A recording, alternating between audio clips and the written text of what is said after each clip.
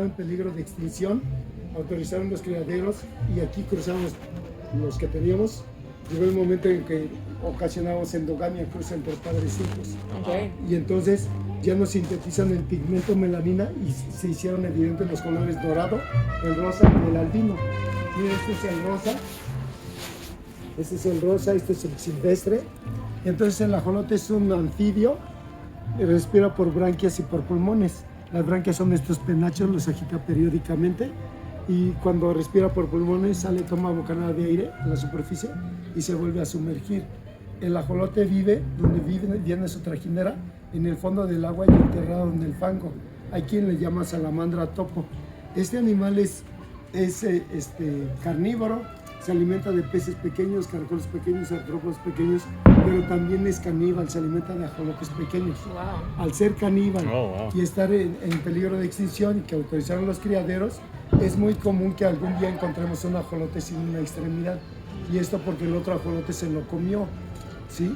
Y entonces ellos no forman una cicatriz como cualquier otro vertebrado en nosotros. ¿Qué es lo que ocurre con una cicatriz en otro vertebrado en nosotros?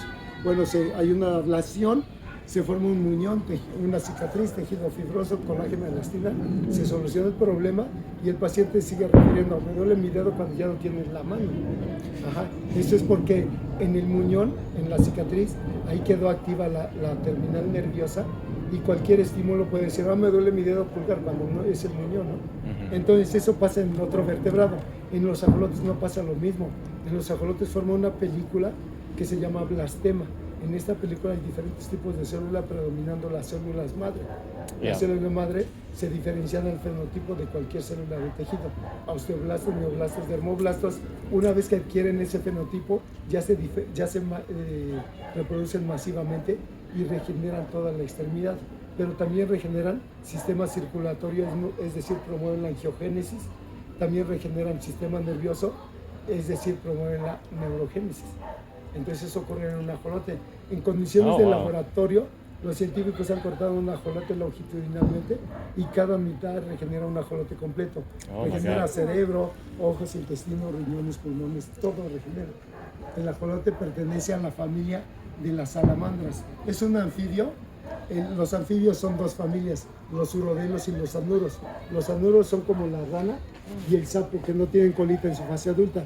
Los urodelos son como la salamandra o el tritón. Allá en esa pecera pequeña tenemos una salamandra. Para que la conozcan, se parece a un ajolote, pero ya no tiene las branquias. Esa es la salamandra. Ya nada más respira por pulmones. No, es como editorial. Y entonces la salamandra tiene fase de huevecillo, fase de larvario de ajolote y fase adulta de salamandra. En el caso del ajolote no ocurre lo mismo. El ajolote tiene fase de huevecillo, fase larvaria de ajolote y ahí se queda toda la vida. Ya no puede metamorfizarse a la fase adulta. ¿Y eso por qué ya no puede ocurrir? Porque en el Pleistoceno tardío de las eras geológicas, en ese tiempo hubo movimiento tectónico de placas. Se formó el eje neovolcánico transversal, todas las montañas que se encuentran en el sur de la Ciudad de México, y entonces se unieron a la Sierra Madre Oriental y Sierra Madre Occidental. Formó un dique, aisló todos los mantos acuíferos, alteró la temperatura, el pH, la salinidad, y entonces esto afectó el cerebro de los ajolotes. En particular en la tiroides ya no secretan la hormona tirosina y ya no pueden metamorfizarse a la fase adulta. Entonces para la cuestión de la procreación. Exactamente, y al estar en la etapa juvenil permanentemente toda su vida, biológicamente están en estado de neotenia, cuando son maduros sexualmente siendo jóvenes. No necesitan envejecer o llegar a la etapa adulta para ser maduros sexualmente. ¿Sí? Y entonces el ajolote es un anfibio, respira por branquias y por pulmones. Las branquias son los penachos que tienen en torno al cuello. Y cuando respira por pulmones, agita las branquias, toma oxígeno a partir del agua y cuando respira por pulmones sale a la superficie, toma bocanadas de aire y se vuelve a sumergir. ¿Quieren ver? Aquí está un ajolote pequeñito. Aquí este es un criadero autorizado. Aquí tenemos huevecillos, vean ese conjunto blanquito. Esos son los huevecillos y ahí están las crías ya. Hemos puesto dos etapas ahí. Y disculpe, ¿cuándo dijo cuándo sube para tomar aire con los bronquios? Con los pulmones. Cuando respira por pulmones, sale, toma bocadas de aire y se vuelve a sumergir. Right, pero ¿cuándo decide subir o bajar? Yo supongo, es excelente la pregunta. Right? Yo supongo que en algún momento en el cual se descompensa la entrada de oxígeno por las branquias. Ya no es suficiente lo que recibe y entonces sale, toma una bocanada de aire, es como una cantidad exorbitante de oxígeno para su sistema circulatorio. Y salen cada 3 o 4 minutos a tomar aire. Right. Entonces cuando ya no les alcanza con las branquias, van para arriba. Y eso ocurre en el hábitat natural.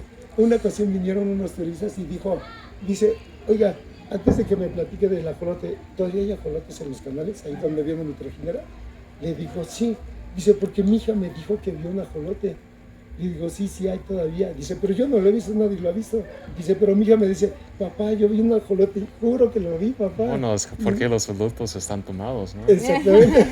Andaba en fiesta en su casa, pero él sí lo vio. Algo pasó, todo combinado puede ser efectivo. Y entonces, eso es lo que pasa. El ajolote, ahorita hay 30 ajolotes por kilómetro cuadrado. Oh. El hábitat natural está dentro de la ciudad, la segunda ciudad más poblada del mundo. Primero está Tokio, después la Ciudad de México. Y cada vez la ciudad crece más salud y la zona lacustre disminuye. Se va poblando la zona lacustre. Entonces ya está controlado eso por el gobierno. Okay. Pero bueno, hay muchos riesgos. Y entonces el ajolote nunca envejece. El ajolote se queda en el estado juvenil toda la vida. Adolescencia por toda la vida. Sí, por toda la vida y además sano porque regenera lo que tenga dañado. Es que en la historia del tiempo, en el tiempo, ¿cuántas culturas no han deseado estas características? Hasta ahorita, ¿quién no lo quisiera tener así? Eterna juventud y siempre sano. Ajá. Y entonces, pero de todos modos, aunque estén en etapa, digamos, adolescente, tienen un periodo de vida determinado. Sí, tienen un periodo de vida. Es de 10 a 12 años en el criadero, okay, o hasta las excepciones hasta 24 años. Pero en el hábitat natural es solo de 3 años y medio. Wow. Por la depredación, los cazadores furtivos, la contaminación, estos factores que pueden influir. Por decir, esa carpa está ahí, ese pez anaranjado, se alimenta de los huevos del ajolote. La tilapia que metió el gobierno para que se alimentara del lirio acuático, cuando sí se alimenta del lirio acuático, disminuyó la población del lirio acuático, pero cuando no hay lirio acuático se alimenta de las larvas de los ajolotes, de estos ajolotes pequeños, sí. Y entonces el ajolote es importante desde el punto de vista científico, porque les comentaba que nunca envejece. Hay una teoría en la ciencia por la cual envejecemos. En las regiones de los cromosomas, en los extremos, está la región telomérica. Es DNA que no codifica ninguna proteína. Y nacemos de este tamaño hasta la región telomérica, vamos creciendo, va disminuyendo hasta que llega al grado que es mínima, entonces uno muere. Los científicos han propuesto que esta región telomérica tenga la función de estabilizar a todos los genes que codifican para proteínas que están en medio del cromosoma. Y entonces, de acuerdo a esta teoría, quien tiene más conservada la región telomérica es el ajolote, porque nunca envejece. Y de los aquí presentes, después seguiría de ustedes el que sea más joven, después el que sigue, y me temo que hasta el último estoy yo ya estoy más viejo. Entonces la región telomérica del ajolote está íntegra, la de ustedes es menos, pero la mía ya es mínima, entonces es más probable que muera yo al que muera un ajolote o que muera alguno de ustedes. Right. ¿Sí? Esa es la importancia científica. La importancia histórica es que cuando vinieron los primeros aztecas de mítico Aztlán, otros dicen en Nayarit, otros dicen que venían de Paquimé, en Chihuahua, otros dicen que venían del norte, del sur, de Colorado, en unas grutas, encontraron unos símbolos, que es como una helicoidal, así, como un reguiletito así. Y entonces, en uno de los manuscritos prehispánicos de los aztecas cuando vinieron aquí, tiene una figurita, una bandera con una figurita así. Entonces proponen que se hayan originado de allá, aunque allá su actividad cultural era nada más de pinturas en la pared, no hacían más.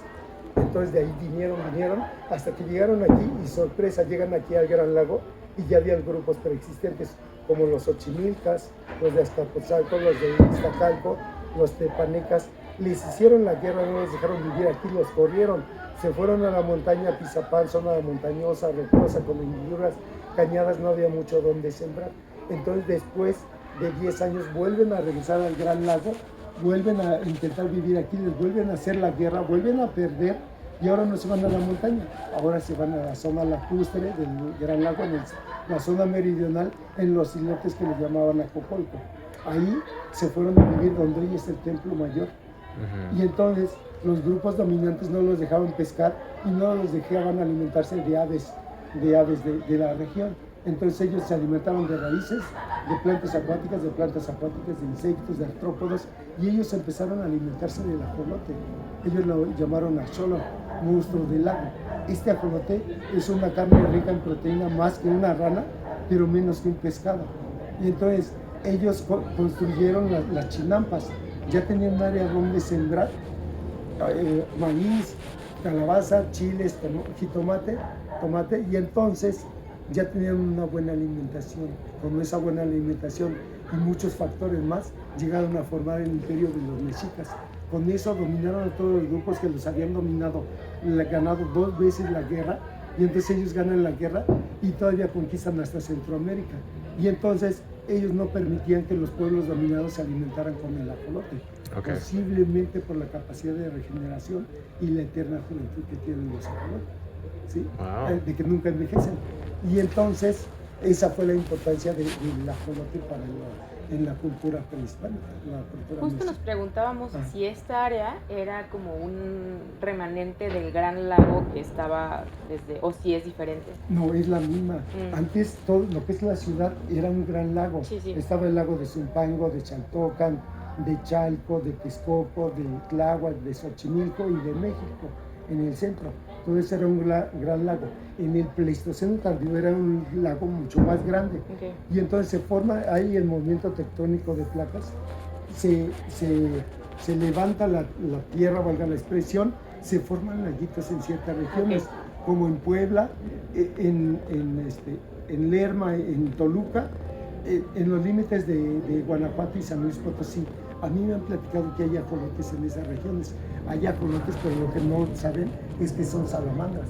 Porque lo que hizo endémico al ajolote de Xochimilco es este aislamiento, esta alteración del pH, de la temperatura y la salinidad. En los otros laguitos que quedaron no ocurrió tal aislamiento. No se alteró el pH, la temperatura, la salinidad, y todas se metamorfizan a su fase adulta de salamandra. Porque no sé si todavía o el Gran Lago era agua salada, ¿no? Había una zona que era agua salada, en Texcoco era agua salada. Justo. Y de hecho formaron diques los aztecas para no se mezclara su agua, porque se mezclaba. Y entonces forman diques, aíslan el lago de Texcoco, que era agua salada, y todo lo demás queda como agua dulce. Y entonces el ajolote es de agua dulce. ¿Sí? Y entonces estas características de juventud y además salud total durante toda la vida han llamado la atención a cualquier cultura en el tiempo. Claro. ¿Sí? Esa es la importancia científica, histórica y biomédica del ajolote. ¿Y dónde están en las investigaciones ahorita? En las investigaciones solo se ha realizado la tomografía del cerebro. Ya tengo el artículo, pero todavía no lo he leído. Se hizo la secuenciación del genoma del ajolote, es 10 veces más grande que el de humanos. Se hizo en 2017. Y entonces, en esa diferencia de 9 veces más genoma, está la regulación de la actividad de la célula madre. Ya ve que están los bancos de cordón umbilical, bancos de cordón umbilical para guardar células madre de cada persona. Pero la ciencia ahorita no puede inducir un cambio en el fenotipo de la célula madre. Entonces solo está el almacenamiento, pero el ajolote sí lo hace, por naturaleza. Wow. ¿Sí? Qué interesante. Sí, esa es la importancia del ajolote. ¿Y se puede diferenciar entre macho y hembra? No hay diferencias entre machos y hembra, no hay. ¿Hay sexo? Sí hay sexo, pero no lo podemos distinguir ya cuando están en el periodo de reproducción, porque las hembras, los ajolotes, tienen una cloaca. Está en la hendidura. ¿Un qué? Una cloaca, que es un hueco donde está el aparato reproductor y el aparato excretor juntos, como una gallina. No dicen homosexual entre el gallo y la gallina. Aquí son muy parecidos. Cuando entran en periodo de reproducción, el macho empieza a cortejar a la hembra se queda quieta, le llaman el vals del cortejo, le está rodeando. Ya cuando está receptiva la hembra, no sé en qué momento, el macho procede a poner en el piso espermatóforos, que son conos de mucoproteína, y hasta arriba del cono están los espermatozoides. Llega la hembra, se levanta, pone en contacto la hembra con el espermatóforo, y entonces los espermatozoides van hacia la espermoteca, donde están los óvulos, los fecundan. Después la hembra forma el vitelo y el cascarón y los ovopositan. De hecho, ahí están los huevecillos. Esos blanquitos, vean. Sí, sí, sí. ¿Y sabe cuánto tiempo dura de gestación? De 15 a 20 días. Ah, apenas. 15 a 20 días. Y eclosionan de 3 a 5 días ya los animales. Desde que están en el cascarón ya se ve el ajolotito formado como tal. Solo no tiene las extremidades. Todo lo demás, branquias, todo lo demás lo tiene. Y cuando sale, de hecho, aquí todavía no tiene las extremidades, si pueden ver. Sí, apenas le van a salir, ¿no? Se le ven como... Ajá. Oh, yeah.